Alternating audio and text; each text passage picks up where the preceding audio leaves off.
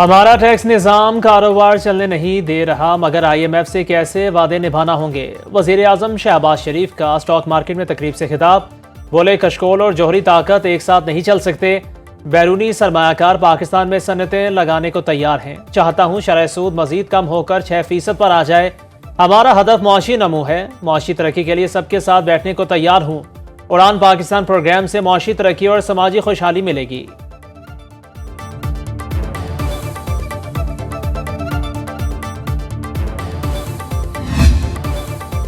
وزیر اعظم شہباز شریف نے فیس لیس customs assessment system کا افتتاح کر دیا۔ تقریب سے خطاب میں کہا، محکمہ کسٹمز میں جدید نظام متعارف کرانا بہت بڑی کامیابی ہے، خودکار نظام میں انسانی مداخلت کم سے کم ہوگی، معاشی ترقی کے سفر کا آغاز ہو چکا، وقت آنے پر IMF کو خیر بات کہہ دیں گے۔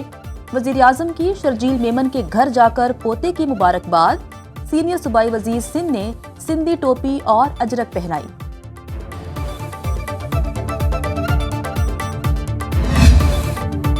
بانی PTI نے مذاکراتی کمیٹی کو 2 مطالبات تحریری طور پر دینے کی اجازت دے دی۔ بیرسٹر گوہر نے اڈیالہ کے باہر میڈیا سے گفتگو میں کہا، بانی چیئرمین نے حکومت سے بات چیت جاری رکھنے کی ہدایت کی ہے۔ انہوں نے کہا، مذاکرات کے لیے تیسری نشست ضرور ہونی چاہیے، اس کے بعد کمیٹی کی ملاقات نہ کرائی گئی تو بات چیت آگے نہیں بڑھائیں گے۔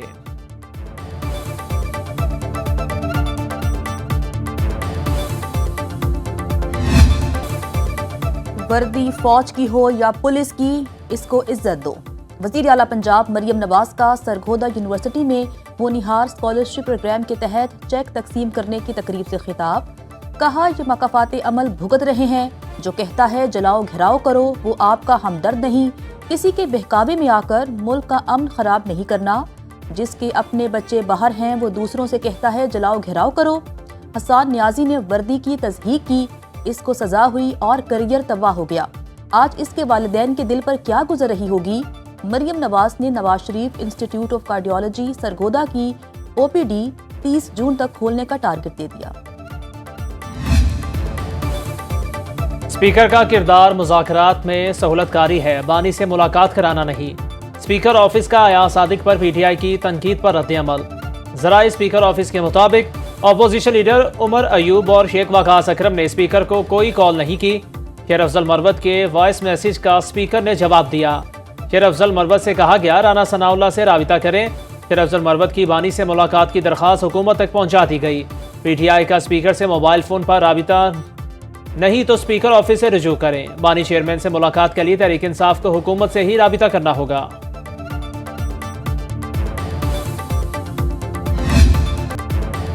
بانی پاکستان تحریک انصاف کی رہائی کے لیے دباؤ ہے، نہ حکومت نے کوئی آفر کی، وہ جہاں سے امید لگائے بیٹھے ہیں وہاں سے ایک سادہ بیان بھی نہیں آیا۔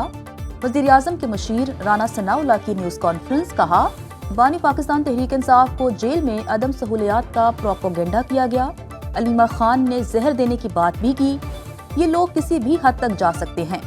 ننکانہ اور فلسطین واقعات کو اسلام آباد سے جوڑا گیا، کوئی ایک بندہ سامنے نہیں آیا جس نے کہا ہو کہ وہ ڈی چوک میں تھا اور اسے نقصان پہنچا۔ کرم امن معاہدے پر عمل درآمد، ٹال سے گاڑیوں کا پہلا قافلہ پارا چنار پہنچ گیا، امدادی سامان لے کر 20 چھوٹی گاڑیاں پارا چنار پہنچی، بگن متاثرین کے لیے امدادی سامان بھی بگن لوئر کرم پہنچا دیا گیا۔ سیکورٹی فورسز کے سخت حفاظتی انتظامات، ڈپٹی کمشنر کرم اشفاق خان کہتے ہیں قافلے کا پارا چنار پہنچنا خوش آئند ہے، جاوید محسود پر حملہ کرنے والوں کے خلاف سخت ایکشن لیا جائے گا، عوام امن کے لیے قانون نافذ کرنے والے اداروں سے تعاون کریں۔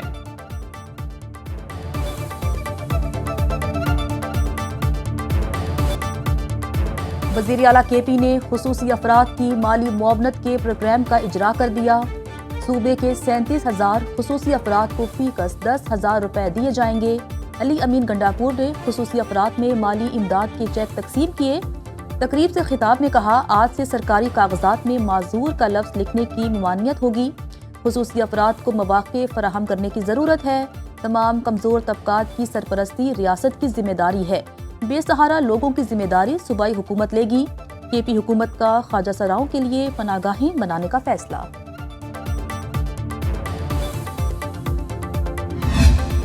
ملٹری کورٹس میں سیویلین کے ٹرائل کا کیس سپریم کورٹ آئینی بینچ نے وزارت دفاع سے دلائل طلب کر لیے۔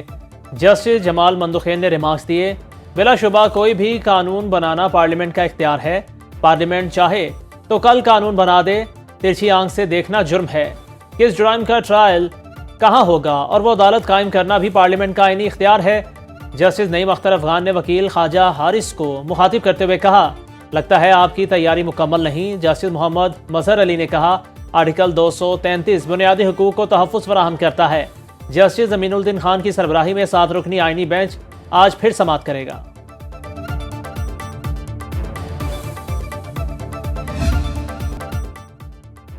نو سال پہلے لگایا تمام سٹاک مارکیٹس کے انضمام کا پودا تناور درخت بن چکا۔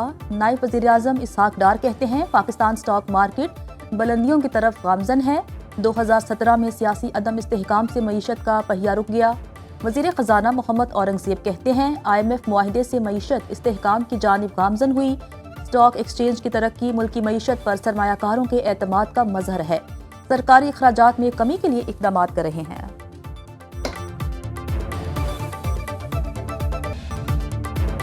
مارکیٹ ٹریجری بلز کی نیلامی، قلیل مدت کی گورنمنٹ سیکیورٹیز کی شرح منافع 2 سال کی کم ترین سطح پر آ گئی۔ 3، 6 اور 12 ماہ کے ٹریجری بلز 11.7% منافع پر فروخت۔ اسٹیٹ بینک نے نیلامی کے نتائج جاری کر دیے۔ وزارت خزانہ نے 98 ارب روپے کے 3 ماہ کے ٹی بلز فروخت کیے۔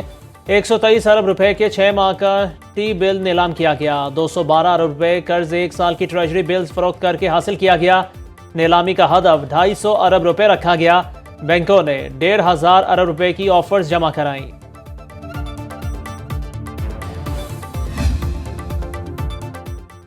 توشہ خانہ 2 کیس میں گواہ ڈپٹی ڈائریکٹر پروٹوکول علت محمود کا بیان ریکارڈ۔ اڈیالہ جیل میں خصوصی عدالت کے جج سینٹرل شاہ رخ ارجمن نے سماعت کی۔ بانی پاکستان تحریک انصاف اور بشرا بی بی عدالت میں پیش ہوئے۔ عدالت نے نیب کے 2 گواہوں قیصر محمود اور شفقت کو بیان کے لیے طلب کر لیا۔ کیس کی آئندہ سماعت 10 جنوری کو ہوگی۔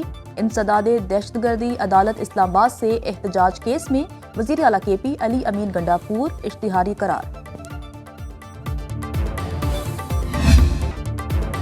JUI کی PB 45 کوئٹہ کے انتخابی نتائج کے خلاف پہیہ جام ہڑتال۔ بلوچستان کی قومی شاہراہوں پر دھرنے، گاڑیوں کی لمبی قطاریں لگ گئیں۔ سخت سردی میں مسافروں کو شدید مشکلات کا سامنا۔ مظاہرین کا کہنا ہے، ری پولنگ کے دوران دھاندلی کے ذریعے JUI امیدوار کو ہرایا گیا۔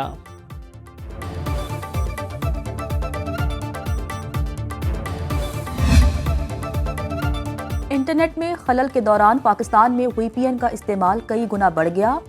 PTA کی سست روی پر تحقیقات میں انکشاف۔ VPN کے استعمال نے انٹرنیٹ کی سست روی مزید بڑھا دی۔ بینڈ وڈتھ میں اضافے سے زر مبادلہ کو ابھی نقصان۔ رپورٹ کے مطابق VPN کے استعمال سے ہر میگا بائٹس کا خرچ $1 ہے۔ 1 TBPS بڑھنے سے ملک کو ہر منٹ $10,000 کا نقصان۔ ملک میں شدید سردی کی لہر برقرار۔ گلگت بلتستان کے علاقے استور میں درجہ حرارت -11 ڈگری ریکارڈ۔ کوئٹہ میں کم سے کم ٹیمپریچر -7 اور کلات میں -8 degree centigrade record. Karachi میں جاڑا اپنے جوبن پر پارہ 7 ڈگری سینٹی گریڈ تک گر گیا۔ محکمہ موسمیات کی 12 جنوری سے سردی کی شدت میں مزید اضافے کی پیشگوئی۔